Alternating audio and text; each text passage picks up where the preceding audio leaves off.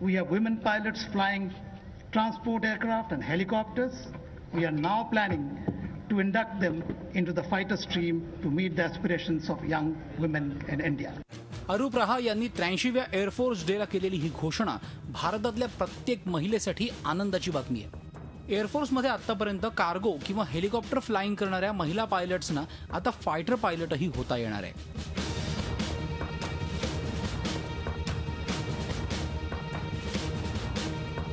Sukhoi, MiG-29, Miraj, जगवार यासारखी भारताच्या ताफ्यातली अत्याधुनिक फायटर एअरक्राफ्टचं सारथ्य नव्हे, त्यांच्या साह्याने शत्रूला चारीमुंड्या चीत करण्याची संधी आता महिलांना मिळणार आहे. भारताच्या वायुदलाच्या इतिहासातली ही क्रांतिकारी झेप ठरणार आहे. एअरफोर्सने त्यासाठीचा प्रस्ताव आता संरक्षण मंत्रालयाकडे पाठवला आहे.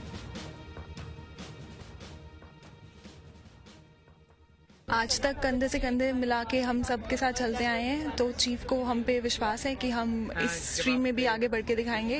इस विश्वास का हम पे रखने का हम उनका बहुत धन्यवाद करते हैं और will prove that he was correct in putting that faith in us. Actually हम सबकी जो ट्रेनिंग है वो इसी हिसाब से होती है कि जो लोग उसमें जाते हैं वो उसमें कोप कर सके.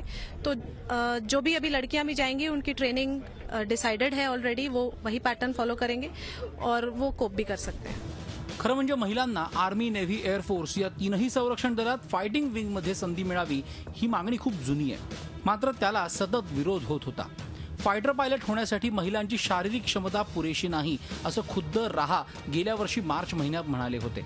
मात्र या विषयावर वायुदलाकडून सातत्याने अभ्यास केला जात होता. एअर मार्शल भूषण गोखले यांनी त्यांच्या कार्यकाळात याविषयी खूप अभ्यास करून सरकारला काही माहिती सादर केली होती. त्यांना हेलिकॉप्टर आणि ट्रान्सपोर्ट विमानं तर आपण चालवायला देतच होतो. मला वाटतं तो एक फार महत्त्वाचा मुद्दा होता त्यावेळेला, की त्या पहिल्यांदा आपण त्यांना जेव्हा फ्लाईंग करायला देत होतो त्यावेळेला मेडिकलचे काही काही जे इश्यूज असतात ते सगळे त्याच्यावरती विचार झाले होते आणि ते सगळे मला वाटतं त्या विमेन पायलटनी खूप चांगल्या रीतीने हँडल केले. आणि तुम्हाला एक चांगलं सांगायचं म्हणजे कारगिलमध्ये गुंजन सक्सेना म्हणून जे एक ऑफिसर होती तिला इव्हन शौर्यचक्र मिळालेलं होतं. अशा ह्या पार्श्वभूमीवरती आजची एक जी अनाऊन्समेंट आहे ती मला वाटतं स्पेशल आहे आणि एक लॉजिकल स्टेप आहे असं मला वाटतं. संरक्षण मंत्रालयाच्या प्रस्तावाला सरकारनं परवानगी दिली तर महिला फायटर पायलट्सच्या पहिल्या तुकडीचं प्रशिक्षण सुरू होईल. त्यानंतर प्रत्यक्ष फायटर प्लेन फ्लाय करण्यास महिला पायलट्सना किमान 3 वर्षांचा कालावधी लागेल.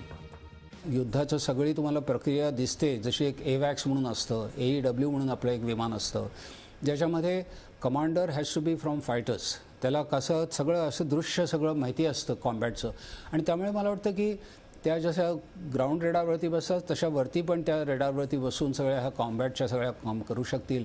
आणि त्यामुळे मला वाटतं की असं आम्ही त्यांच्या कुठल्या कामाच्या कुठली मला नाही वाटत कमतरता अशी आम्हाला भासू शकेल.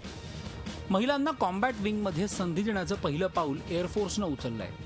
महिलांना आर्मीमध्येही कॉम्बॅट विंगमध्ये संधी देण्याचा विचार असल्याचं सुतोवाच संरक्षण मंत्र्यांनी अलीकडेच केलं होतं. त्याचबरोबर बॉर्डर पेट्रोलिंगसाठी फॉरवर्ड पोस्टवर महिला सैनिकांना तैनात करण्याचं क्रांतिकारी पाऊल याआधीच BSFनं उचललंय. महिला ही जबाबदारी उत्तमरित्या पारही पाडत आहेत. एअरफोर्समध्ये महिला पायलट्स कार्यरत आहेत. भली मोठी कार्गो विमानं त्या लिलया हाताळत आहेत. हेलिकॉप्टरच्या माध्यमातून अनेक बचाव कार्यातही महिला पायलट्सनी उत्तम कामगिरी केली आहे. त्यामुळे आता फायटर पायलट म्हणून मिळालेली संधी महिला उत्तम रीतीने पार पडतील यात शंकाच नाही. महिला शक्तीसाठी हे खऱ्या अर्थानं सीमोल्लंघन आहे.